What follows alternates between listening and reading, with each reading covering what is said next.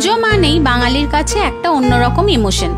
নতুন জামা কাপড়, প্যান্ডেল প্যান্ডেলে ঘুরে ঠাকুর দেখা, আড্ডা, গল্প, হাসি মজায় ভরে থাকে পুজোর কটা দিন। তবে ভোজন রসিক বাঙালির কাছে খাওয়া দাওয়া এক্ষেত্রে খুব ইম্পর্টেন্ট। কবে কোথায় ঠাকুর দেখতে যাবে তার প্ল্যানিং নিশ্চয়ই হয়ে গেছে। যদি না হয়ে থাকে, সেই পুজোর গাইড ম্যাপ নিয়েও ভিডিও আসছে খুব তাড়াতাড়ি, সেটা কিন্তু দেখতে ভুলো না। তবে ভিডিও দেখে তোমরা সাবস্ক্রাইব করতে বড্ড ভুলে যাও, প্লিজ সাবস্ক্রাইব করে দিও, তবে তো বাকি ইন্টারেস্টিং ভিডিওগুলো ঠিক সময়ে দেখতে পাবে।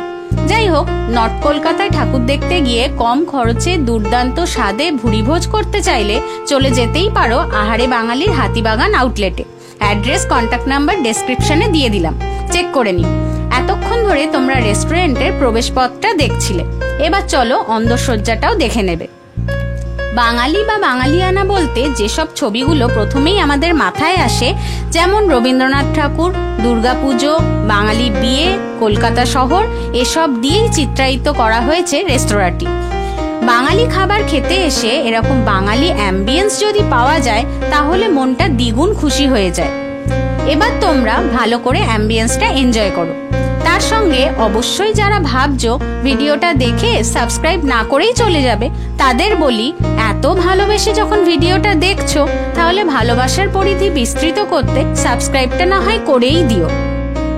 আর হ্যাঁ, পাশে থাকা বেল আইকনটাও প্রেস করে দিও, তাহলে পরবর্তী ভিডিওগুলোর নোটিফিকেশন প্রথমেই তোমরা পেয়ে যাবে। আর পুজো রিলেটেড যে গাইড ম্যাপ বা রেস্টুরেন্টের ভিডিওগুলো আসতে চলেছে, সেগুলো তো কোনোভাবেই মিস করা যাবে না। যাই হোক, কাঁচের দরজা দিয়ে পার্টিশন করা প্রাইভেট ডাইনিং এরিয়াও এখানে আছে, সেখানের অন্দরসজ্জাও খুব সুন্দর, ছিমছাম। এবার এখানে কি কি পাওয়া যায়, তার দাম কত, সেসবও তো জানতে হবে, না হলে বাজেট প্ল্যানিং করবে কি করে। সেজন্য পুরো মেনু কার্ড, না মেনু ডায়েরি বলাই মনে হয় ভালো। সে যাই বলো, তা তোমাদের সামনে ডিটেলসে প্রেজেন্ট করছি। ভিডিওটা পজ করে দেখতে দেখতে পুজোর একদিনের লাঞ্চ বা ডিনার মেনুটা সেট করে ফেলো। আর হ্যাঁ, হরেক রকম পদের সম্ভার দেখে আবার চ্যানেলটা সাবস্ক্রাইব করতে ভুলে যেও না, আরেকবার মনে করিয়ে দিলাম কিন্তু।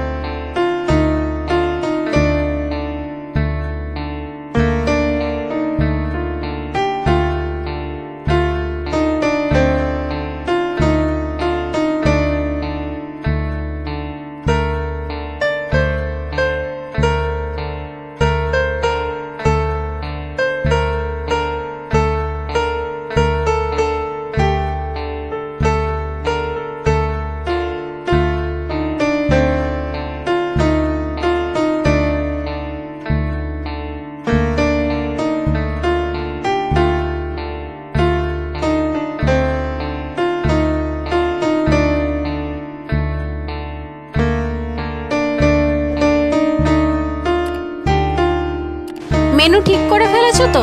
তাহলে চলো বাকি ইনফরমেশনগুলোও দিতে থাকি।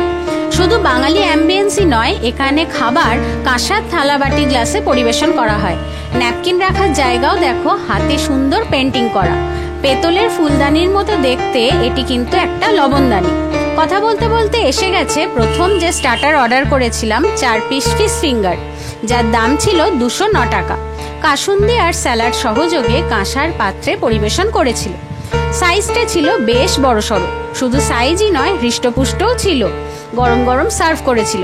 আউটার লেয়ার ছিল খুবই ক্রিস্পি, আর দেখতেই পাচ্ছ ভেতরে অনেকটা পরিমাণে কিন্তু মাছ ছিল।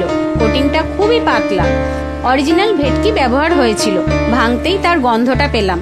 এবার চলো কাসুন্দিতে ডিপ করে টেস্ট করা যাক। অসাধারণ, দুর্দান্ত স্বাদ, দাম অনুযায়ী কোয়ালিটি আর কোয়ান্টিটি পারফেক্ট। এবার ট্রাই করব কলকাতার চিপেস্ট চিকেন থালি, যার দাম নিয়েছিল 239 টাকা। থালিতে ছিল ভাত, ঝুরি আলু ভাজা, সোনা মুগ ডাল, শুক্তো, চিকেন কষা, রসগোল্লা, চাটনি পাঁপড় আর লেবু লঙ্কা তো ছিলই। এই হলো 239 টাকার চিপেস্ট চিকেন থালি, আর এটা অবশ্যই কিন্তু ছিল শেয়ারেবল। এই থালিটার সঙ্গে আলাকাটে থেকে নিয়েছিলাম কচুপাতা চিংড়ি, যেটার দাম ছিল 159 টাকা, ভেটকি পাতুরি যার দাম ছিল 269 টাকা, আর ডাব চিংড়ি যার দাম ছিল 329 টাকা।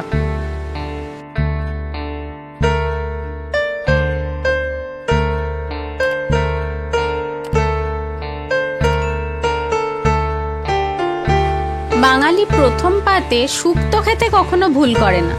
প্রথমে ট্রাই করছি শুক্তো।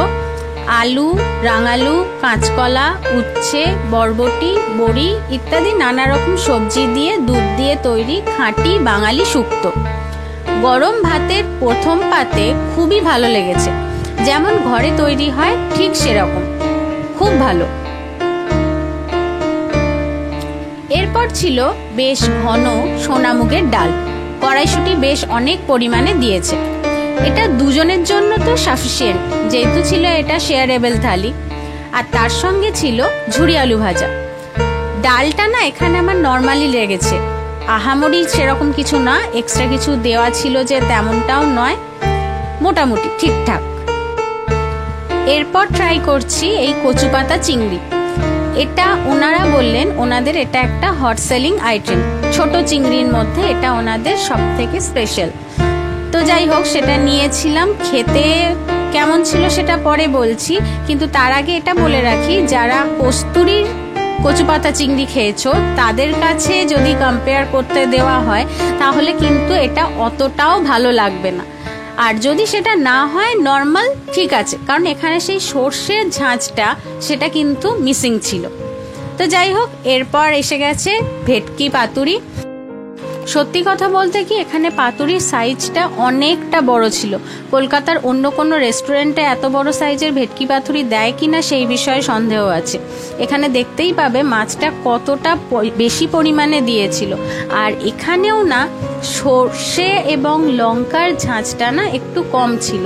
মাছটা খুব ফ্রেশ ছিল, খেতে খুব ভালো ছিল ঠিক আছে, কিন্তু পাতুরির যে ফ্লেভারটা সেইটা খানিকটা এখানে মিসিং ছিল।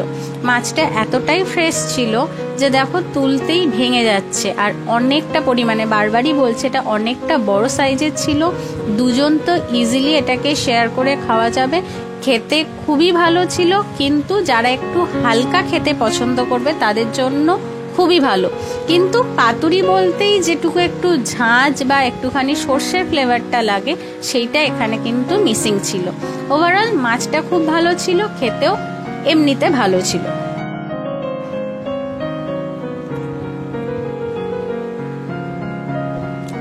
এরপর ট্রাই করছি ডাব চিংড়ি। 3 পিস চিংড়ি ছিল, আর সাইজগুলোও ছিল বেশ বড়, সেটা দেখতেই পাচ্ছ।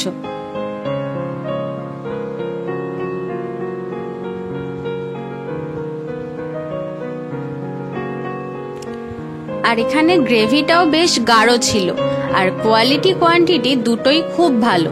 দেখো বেশ রিচ আর থিক গ্রেভি দিয়েছিল।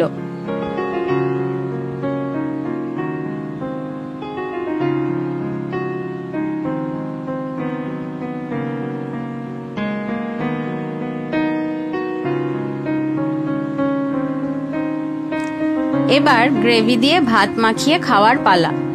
তবে তার আগে চিংড়ির সবচেয়ে সমস্যার কাজ খোসা ছাড়াতে হবে।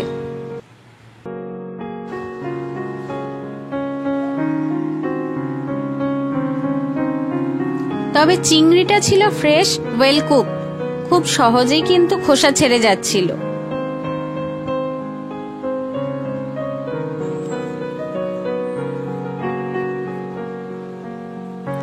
আর এটার স্বাদ ছিল অসাধারণ, পারফেক্ট, যেমন মালাইকারি হয় ঠিক সেই রকমই খেতে, খুব ভালো খেতে ছিল। এবার চিকেন কষা। 2 পিস চিকেন ছিল, বেশ কষিয়ে যে রান্না করা হয়েছে সেটা কিন্তু দেখেই বোঝা যাচ্ছিল। গ্রেভিটা খুব পাতলাও নয়, আবার খুব ঘনও নয়। এবার খাওয়া যাক। চিকেনটা খুব সফট অ্যান্ড জুসি ছিল, খুব ভালো সিদ্ধও হয়েছিল। আর রান্নাটা দেখে যতটা স্পাইসি মনে হচ্ছিল, স্বাদটা অতটাও স্পাইসি নয়, তবে খেতে খুব ভালো হয়েছিল।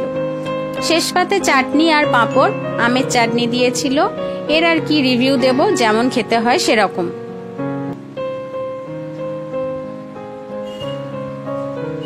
এরপরে ছিল রসগোল্লা। এটা সফট সেরকম ছিল না, একটু ছিবড়ে মতো, আমার তো খুব একটা ভালো লাগলো না। আর মিষ্টির শেষে বিলটাও তোমাদের একবার দেখিয়ে দিচ্ছি। আর যাওয়ার আগে বলি, ভিডিওটা ভালো লাগলে লাইক, শেয়ার আর সাবস্ক্রাইব করে যেও সকলে। শুভ শারদিয়া, সকলের দুর্গাপূজা খুব ভালো কাটুক। ধন্যবাদ।